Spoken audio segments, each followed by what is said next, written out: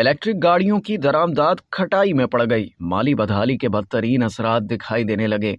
यूरोपीय union साख्ता electric गाड़ियां दरामद करने का मामला खटाई में पड़ गया है, क्योंकि state bank of Pakistan commercial बैंकों के जरिए इस सिलसिले में लेटर्स ऑफ क्रेडिट खोलने से मुसलसल इनकारी है। ये बात जर्मन सफीर अल्फ्रेड गुनांस ने वफाकी वजीर इक्तसादी उमूर के नाम तहरीर खत में बताई। गुज़िश्ता 27 फरवरी को तहरीर खत में मज़कूरा वजीर की तवज्जो मर्सिडीज, BMW और ऑडी गाड़ियों के बाकायदा दरामद कुनिंदगान को दरपेश मुश्किल सूरत हाल की जानिब से भी मबजूल कराई। इलेक्ट्रिक गाड़ियां नहायत माहौल दोस्त होती हैं। जर्मन सफीर के मुताबिक इलेक्ट्रिक गाड़ियों की दरामदाद के लिए मस्बत रेगुलेटरी फ्रेमवर्क फैसला कुन कदम है। इस तरह पेट्रोलियम मसनूआत पर इन्हसार भी कम होगा, जिसका हजम $72 अरब के दरामदी बिल में $22 अरब है। पाकिस्तान की माली बदहाली के पाक जर्मन ताल्लुकात पर भी खराब असरात पड़ रहे हैं, जबकि जर्मनी हजम और कैद के लिहाज से पाकिस्तान का सबसे बड़ा शराकतदार है और माली माउनत फराहम करने वाला मुल्क है।